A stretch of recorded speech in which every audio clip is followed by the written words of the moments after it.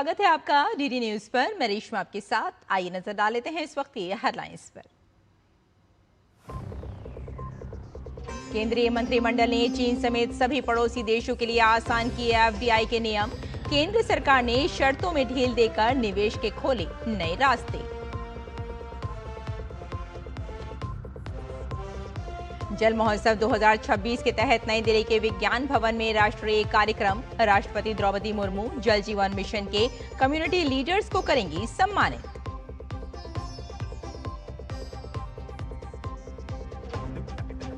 प्रधानमंत्री नरेंद्र मोदी आज करेंगे केरलम और तमिलनाडु का दौरा। करीब 16,500 करोड़ की विकास परियोजनाओं की करेंगे शुरुआत। 5 नई ट्रेनों को दिखाएंगे हरी झंडी।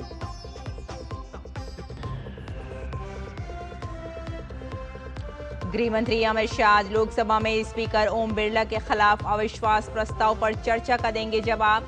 दोनों सदनों में कई विधायी कार्य सूचीबद्ध। अमेरिका का हुर्मुज स्ट्रेट में बारूदी सुरंग बिछाने वाले ईरान के 16 जहाजों को तबाह करने का दावा। जंग के 12वें दिन ईरान के इजराइल पर हमले लगातार जारी।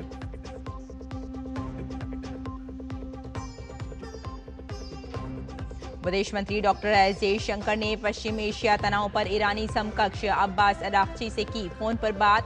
दोनों पक्ष संपर्क में रहने पर हुए सहमत।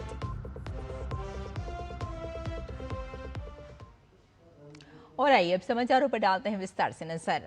प्रधानमंत्री नरेंद्र मोदी की अध्यक्षता में केंद्रीय मंत्रिमंडल ने भारत के साथ जमीनी सीमा साझा करने वाले देशों से होने वाले निवेश के दिशा निर्देशों में बदलाव को मंजूरी दे दी है। सरकार ने एफडीआई नीति में उन बदलावों को मंजूरी दे दी है जिनमें PN3 के अंतर्गत अनुमोदन की आवश्यकता वाले महत्वपूर्ण क्षेत्रों में निवेश के लिए एक निश्चित समय सीमा निर्धारित की है। 60 दिनों के भीतर त्वरित निर्णय से कंपनियों को भारत में विनिर्माण विस्तार के लिए सहयोग करने में मदद मिलेगी। 60 दिनों के निर्णय अनुमोदन समय सीमा कंपनियों को संयुक्त उद्यम स्थापित करने, प्रौद्योगिकियों तक पहुंच बनाने और वैश्विक आपूर्ति श्रृंखलाओं के साथ एकीकृत होने में मदद करेगी। नए दिशा निर्देश भारत में व्यापार करने में स्पष्टता और सुगमता प्रदान करेंगे और निवेश को बढ़ावा देंगे। इससे प्रत्यक्ष विदेशी निवेश में बढ़ोतरी, नई प्रौद्योगिकियों तक पहुंच, घरेलू मूल्यवर्धन, घरेलू कंपनियों के विस्तार और वैश्विक आपूर्ति श्रृंखला के साथ एकीकरण में योगदान मिलेगा।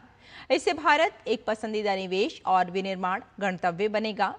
बढ़े हुए एफडीआई से घरेलू पूंजी को बढ़ावा मिलेगा, आत्मनिर्भर भारत को समर्थन मिलेगा और समग्र आर्थिक विकास में तेजी आएगी। प्रधानमंत्री नरेंद्र मोदी आज केरलम का दौरा करेंगे। पीएम 10,800 करोड़ की विकास परियोजनाओं का उद्घाटन और शिलान्यास करेंगे। पीएम के दौरे को लेकर लोगों में जबरदस्त उत्साह है। श्री नरेंद्र मोदी केरलम के एर्नाकुलम से राज्य को बड़ी विकास परियोजनाओं का उपहार देंगे। 10,800 करोड़ रुपए की ये परियोजनाएं ऊर्जा उत्पादन, सड़क एवं रेल कनेक्टिविटी और नवीकरणीय ऊर्जा से जुड़ी हैं। पीएम भारत पेट्रोलियम निगम लिमिटेड की कोच्चि रिफाइनरी में पॉलीप्रोपाइलीन इकाई की आधारशिला रखेंगे। इसकी क्षमता 400 किलोटन प्रतिवर्ष है। घरेलू पॉलीमर विनिर्माण क्षेत्र के विस्तार, आयात पर निर्भरता कम करने, औद्योगिक विकास को बढ़ावा देने और रोजगार के अवसर पैदा करने में ये परियोजना महत्वपूर्ण भूमिका निभाएगी। पीएम रेलवे से जुड़ी जिन परियोजनाओं का उपहार देंगे उनमें अमृत भारत स्टेशन योजना के अंतर्गत 3 पुनर्निर्मित रेलवे स्टेशनों का उद्घाटन शामिल है। शोररूण जंक्शन, कुट्टीपुरम और चंगनाशेरी स्टेशनों के आधुनिकीकरण से यात्रियों को बेहद लाभ होगा। स्टेशनों के पुनर्निर्माण में स्थानीय स्थापत्य कला को शामिल किया गया है। पीएम शोररूण नीलांबर रोड रेलवे लाइन की विद्युतीकरण परियोजना का लोकार्पण करेंगे।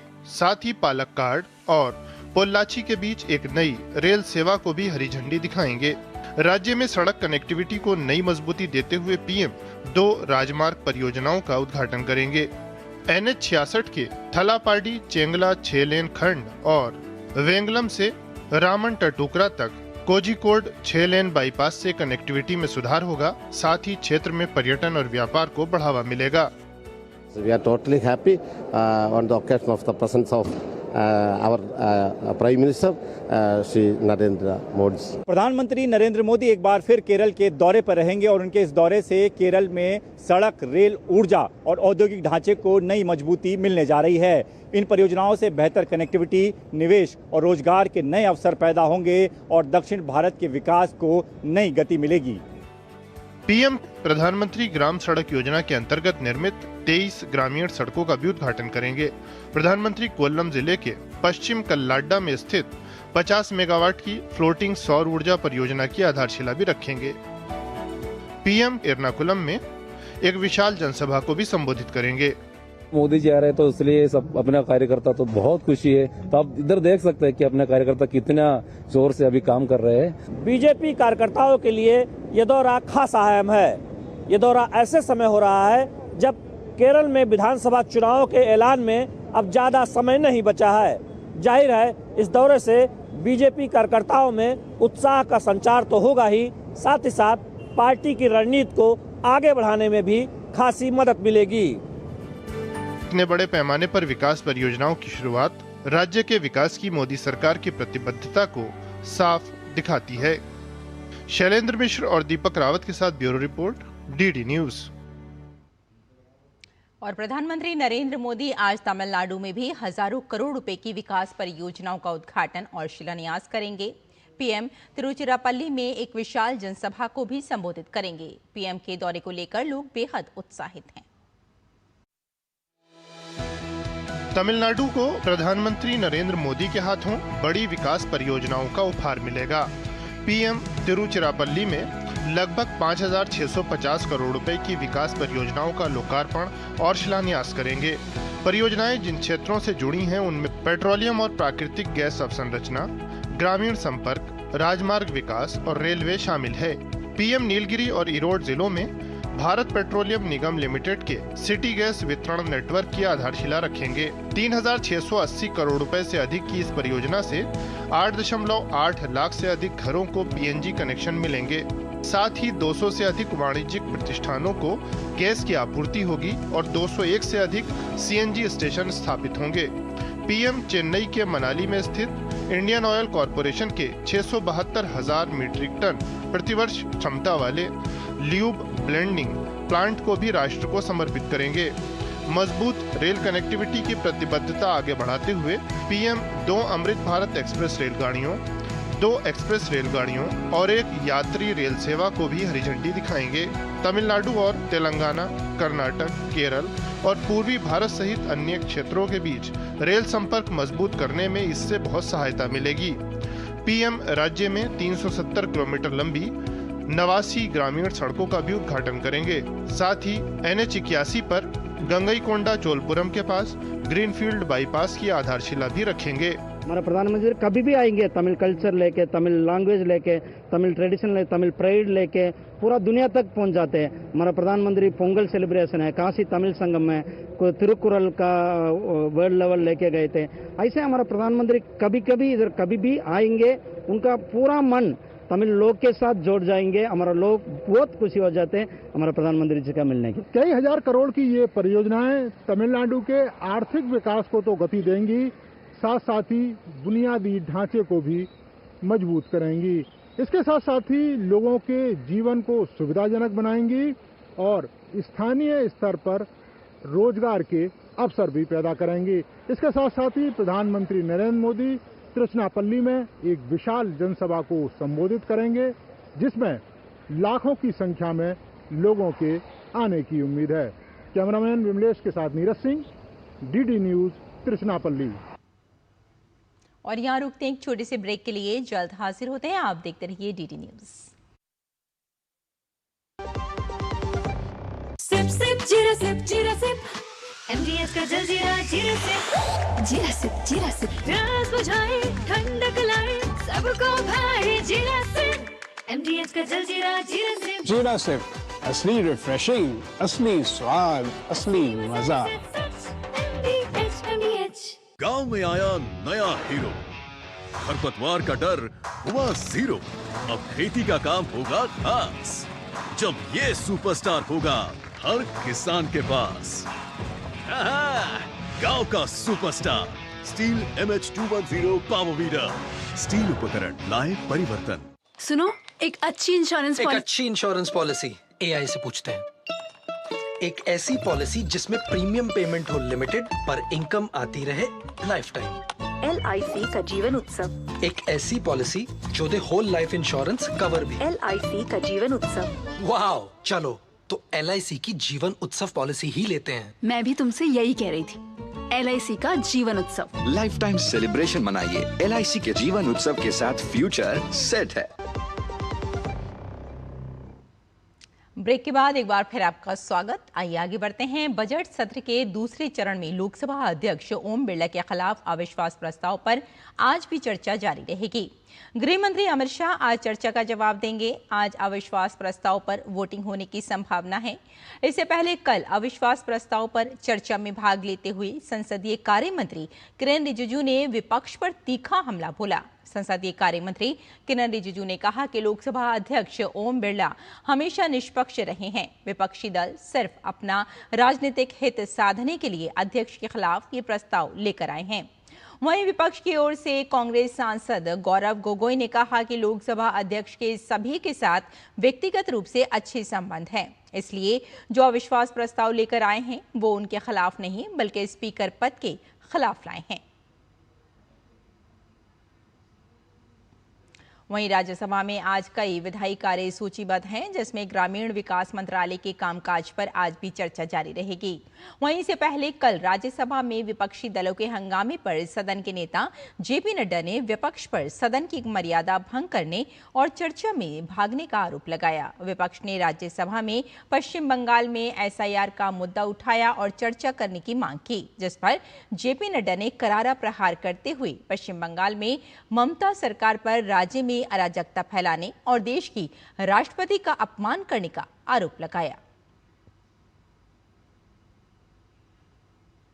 राष्ट्रपति द्रौपदी मुर्मू आज राजधानी दिल्ली के विज्ञान भवन में आयोजित जल महोत्सव 2026 के राष्ट्रीय मेगा इवेंट में शामिल होंगी। इस अवसर पर राष्ट्रपति जल जीवन मिशन के अंतर्गत जमीनी स्तर पर सशक्त बदलाव लाने वाले कम्युनिटी लीडर्स को उनके अद्वितीय योगदान के लिए राष्ट्रीय सम्मान और पहचान प्रदान करेंगी।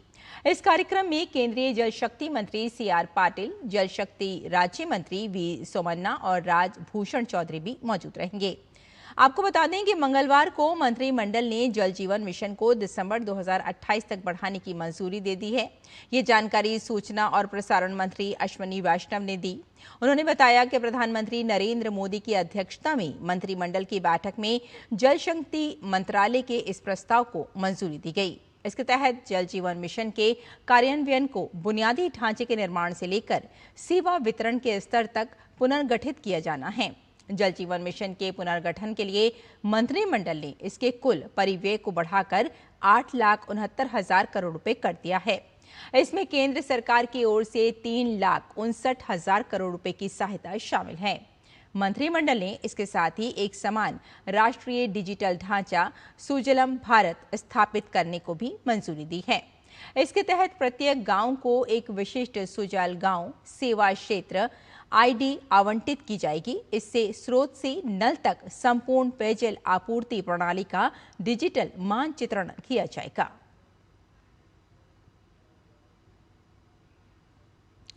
और भारत और ऑस्ट्रेलिया के बीच आर्थिक सहयोग और व्यापार समझौता दोनों देशों के रिश्तों में नई मजबूती लेकर आया है। इस समझौते से व्यापार बढ़ा है, भारतीय निर्यातकों को बड़ा बाजार मिला है और सेवाएं सहित कई क्षेत्रों में नए अवसर खुले हैं। आइए देखते हैं इस समझौते पर हमारी ये खास रिपोर्ट।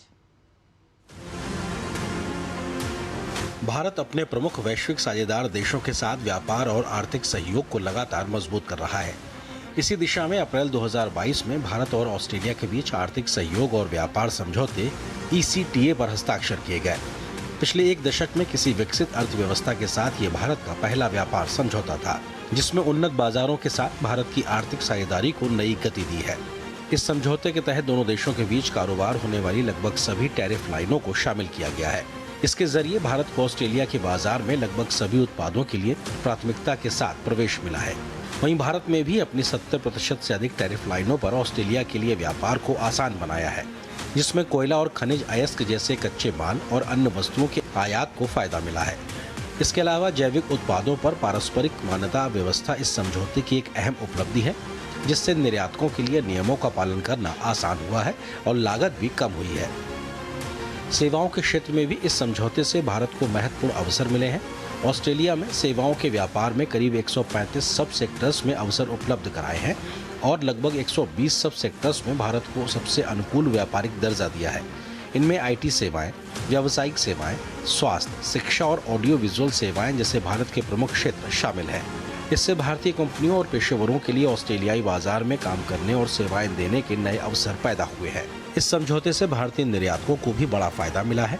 जनवरी 2026 से भारतीय निर्यात को ऑस्ट्रेलिया में लगभग सभी टैरिफ लाइनों पर शून्य शुल्क यानी बिना किसी शुल्क के प्रवेश मिल रहा है। इससे खास तौर पर श्रम प्रधान क्षेत्रों जैसे वस्त्र, रसायन, दवा और कृषि से जुड़े उत्पादों के लिए नई संभावनाएं खुली हैं। पिछले 3 वर्षों में इस समझौते ने बेहतर बाजार पहुंच और मजबूत आपूर्ति श्रृंखला को बढ़ावा दिया है, जिससे भारतीय निर्यातकों, एमएसएमई, किसानों और श्रमिकों को लाभ मिला है। भारत और ऑस्ट्रेलिया के बीच व्यापार में भी सकारात्मक रुझान देखने को मिला है। वित्तीय वर्ष 2024-25 में ऑस्ट्रेलिया को भारत के निर्यात में 8% की वृद्धि दर्ज की गई है। इसमें विनिर्माण, रसायन, वस्त्र, प्लास्टिक, फार्मास्यूटिकल्स, पेट्रोलियम उत्पाद और रत्न एवं आभूषण जैसे क्षेत्रों को खास फायदा हुआ है। कृषि निर्यात में भी बढ़ोतरी दर्ज की गई है, जिसमें फल और सब्जियां, समुद्री उत्पाद, मसाले और खास तौर पर कॉफी के निर्यात में अच्छी वृद्धि हुई है। वहीं अप्रैल से नवंबर 2025 के दौरान रत्न और आभूषण के निर्यात में 16% की बढ़ोतरी दर्ज की गई है। भारत ऑस्ट्रेलिया व्यापार समझौते से कई नए क्षेत्रों में भी निर्यात के अवसर सामने आए हैं। Calcinated petroleum coke, high capacity diesel generating set और एयर लिक्विफैक्शन मशीनरी जैसे उत्पादों का निर्यात बढ़ना इसका उदाहरण है। वहीं धातु अयस्क, कपास और लकड़ी जैसे कच्चे माल के आयात से भारतीय उद्योगों को भी मजबूती मिली है। कुल मिलाकर ये समझौता दोनों देशों के बीच व्यापार और आर्थिक साझेदारी को नई मजबूती देने वाला साबित हो रहा है। Bureau report, DD news. देश में स्वच्छ और सस्ती ऊर्जा के विस्तार को प्रधानमंत्री सूर्य घर मुफ्त बिजली योजना नई गति दे रही है। गुजरात के पंचमहल जिले में भी इस योजना को लोगों का व्यापक समर्थन मिल रहा है। इस पहल के जरिए नागरिक न सिर्फ बिजली बिल में राहत पा रहे हैं, बल्कि हरित ऊर्जा की दिशा में भी कदम बढ़ा रहे हैं। देखिए हमारी ये रिपोर्ट। घर की छत पर लगा सोलर पैनल और सूरज की रोशनी से बनती अपनी बिजली। प्रधानमंत्री सूर्य घर मुफ्त बिजली योजना गुजरात के पंचमहल जिले के हजारों परिवारों के लिए अब एक नई उम्मीद बनकर सामने आई है। केंद्र सरकार की इस योजना के तहत घरेलू उपयोग के लिए सोलर रूफटॉप प्लांट लगाने पर सब्सिडी दी जाती है, जिससे आम लोगों के लिए सोलर ऊर्जा अपनाना आसान हो गया है। मध्य गुजरात विद्युत कंपनी के सहयोग से पंचमहल जिले में अब तक 4215 घरों में सोलर रूफटॉप प्लांट स्थापित किए जा चुके हैं, जिसके जरिए जिले के हजारों परिवार अब सस्ती और स्वच्छ बिजली का लाभ उठा रहे हैं। पहले बिजली का बिल हमारे लिए बोझ था, लेकिन पीएम सूर्य घर योजना से अब घर की छत बिजली बना रही है। यह योजना गरीब और मध्यम वर्ग के लिए बहुत ही फायदेमंद है। सरकार ने आसान प्रक्रिया रखी, जिससे हमें बिना परेशानी लाभ मिला। पीएम सूर्य घर योजना के तहत मैंने भी सोलर प्लांट लगाया है। पीएम सूर्य घर योजना न सिर्फ बिजली बचाने की योजना है, बल्कि पर्यावरण को सुरक्षित रखने का एक बड़ा कदम है। सोलर ऊर्जा से प्रदूषण कम होता है और आने वाली पीढ़ियों को फायदा मिलेगा। प्रधानमंत्री सूर्य घर योजना से मेरे घर पर सोलर पैनल लगने के बाद बिजली का बिल लगभग शून्य हो गया है। सरकार की सब्सिडी से हमें बहुत बड़ी राहत मिली है। अब हम स्वच्छ ऊर्जा का उपयोग कर रहे हैं और महीने पैसे भी बचा रहे हैं। इसके लिए मैं प्रधानमंत्री जी का दिल से धन्यवाद करता हूँ। प्रधानमंत्री सूर्य घर योजना का लाभ लेने के लिए उपभोक्ता को आधिकारिक पोर्टल पर ऑनलाइन आवेदन करना होता है। पंजीकरण के बाद बिजली कनेक्शन नंबर और अन्य आवश्यक जानकारी दर्ज कर मान्यता प्राप्त वेंडर का चयन किया जाता है। सोलर प्लांट की स्थापना और विभागीय निरीक्षण पूरा होने के बाद सरकार द्वारा निर्धारित सब्सिडी की राशि सीधे लाभार्थी के बैंक खाते में जमा कर दी जाती है। ऊर्जा विभाग के अधिकारियों का कहना है कि प्रधानमंत्री सूर्य घर योजना राज्य में हरित ऊर्जा को बढ़ावा देने की दिशा में अहम भूमिका निभा रही है। आने वाले समय में और अधिक उपभोक्ताओं को इससे जोड़ने का लक्ष्य रखा गया है। पीएम सूर्य घर योजना में गवर्नमेंट की तरफ से अप टू 3 किलोवाट 78,000 रुपया सब्सिडी मिलती है। इससे क्या है कि एक तो लाइट बिल की बचत होती है, दूसरा ये एक नेचुरल स्रोत है जिससे कोई खर्चा भी नहीं करना पड़ता है, और ये भी सबको जब तक लाभार्थी बोलते हैं वहाँ तक ये 2-3 साल में ये उन्होंने जो भी खर्च किया है वो रिकवर हो जाता है। इस योजना से गुजरात के पंचमहल जिले में सौर ऊर्जा का विस्तार तेजी से हो रहा है। इससे न केवल लोगों के बिजली खर्च में कमी आ रही है, बल्कि स्वच्छ और टिकाऊ ऊर्जा के जरिए देश के हरित भविष्य की दिशा भी मजबूत हो रही है। Bureau report, DD news.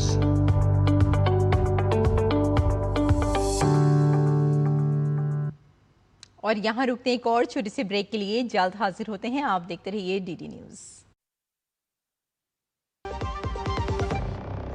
पढ़ता है, खेलता है, झूलता उछलता है, दौड़ता कभी कभी दौड़ कराता है, आगे आगे बढ़ता है इंडिया, अमूल दूध पीता है इंडिया। ट्रिंग ट्रिंग। हेलो, मैं तुम्हारे पापा के बचपन का दोस्त चतुर चाचा। प्रणाम चाचा जी। उनसे बेटे 5,000 लिए थे, अभी अभी तुम्हें ट्रांसफर किया है बेटे, पर गलती से 50 चले गए। पेमेंट मैसेज चेक कर लो बेटे और बाकी 45 मुझे लौटा दो। आपका मैसेज बाद में, पहले अपना बैंक अकाउंट चेक कर लो। मूर्ख ना हूँ मैं। शाबाश। यूपीआई कहता है कोई नकली पेमेंट का मैसेज भेजकर पैसे वापस मांगे तो उसे कहो मैं मूर्ख नहीं।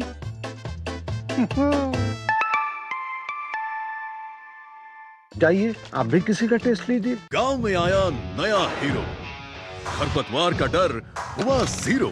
अब खेती का काम होगा खास, जब ये सुपरस्टार होगा हर किसान के पास। गांव का superstar steel MH210 power weeder. Steel उपकरण लाए परिवर्तन। ब्रेक के बाद एक बार फिर आपका स्वागत। आइए आगे बढ़ते हैं। आर्टिफिशियल इंटेलिजेंस सिर्फ एक तकनीक नहीं है, ये भविष्य की दिशा तय करने वाली ताकत है। भारत में आयोजित हालिया AI इम्पैक्ट समिट में केवल घोषणाएं नहीं हुई, बल्कि भविष्य की रणनीति तैयार हुई। AI की तमाम तकनीकों से कैसे आम लोगों की जिंदगी में बदलाव दिखेगा, कैसे लोगों का जीवन सरल होगा, इन्हीं सवालों की पड़ताल कर रही है हमारी विशेष सीरीज AI भविष्य का भारत।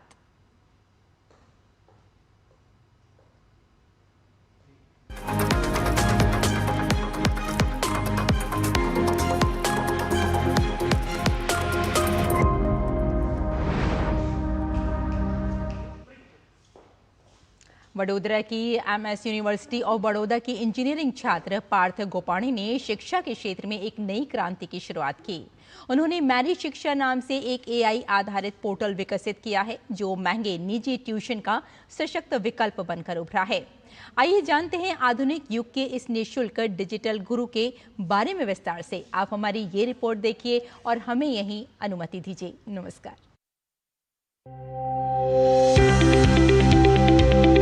आर्टिफिशियल इंटेलिजेंस के माध्यम से आज की शिक्षा व्यवस्था में भी बड़ा बदलाव आया है।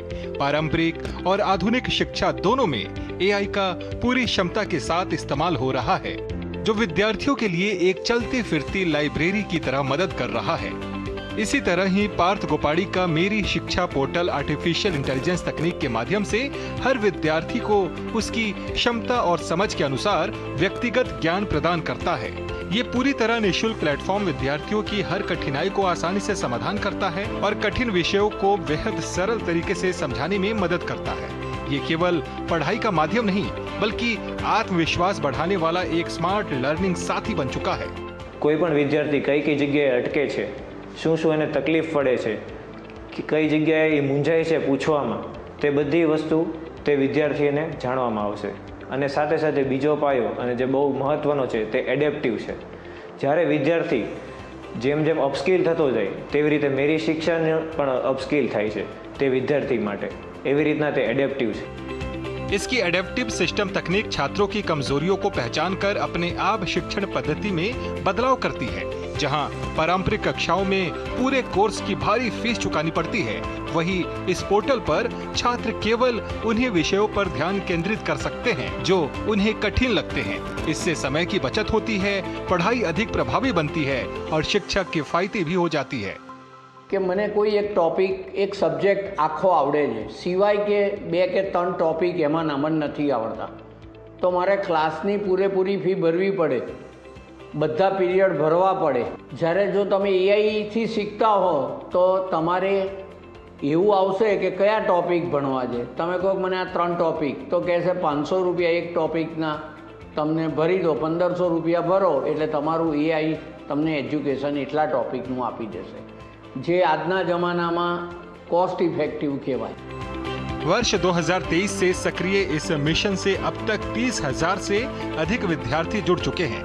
एआई पर्सनल ट्यूटर और स्किल गैप डिटेक्शन जैसे आधुनिक टूल्स विद्यार्थियों की प्रगति का त्वरित विश्लेषण कर उन्हें सही दिशा में मार्गदर्शन देते हैं। विशेषज्ञों का मानना है कि आने वाले समय में आर्टिफिशियल इंटेलिजेंस शिक्षा प्रणाली को पूरी तरह बदल देगा। व्यक्तिगत लर्निंग, रियल टाइम फीडबैक और डेटा आधारित मूल्यांकन से पढ़ाई अधिक सटीक और लक्ष्य पर केंद्रित होगी। ग्रामीण और आर्थिक रूप से कमजोर वर्ग के विद्यार्थियों को भी अब गुणवत्तापूर्ण शिक्षा सुलभ हो सकेगी। मेरी शिक्षा जैसे प्रयास ये साबित कर रहे हैं कि एआई केवल तकनीक नहीं बल्कि शिक्षा में समान अवसर और उज्जवल भविष्य की नई तकनीक उम्मीद है। Bureau report, DD news.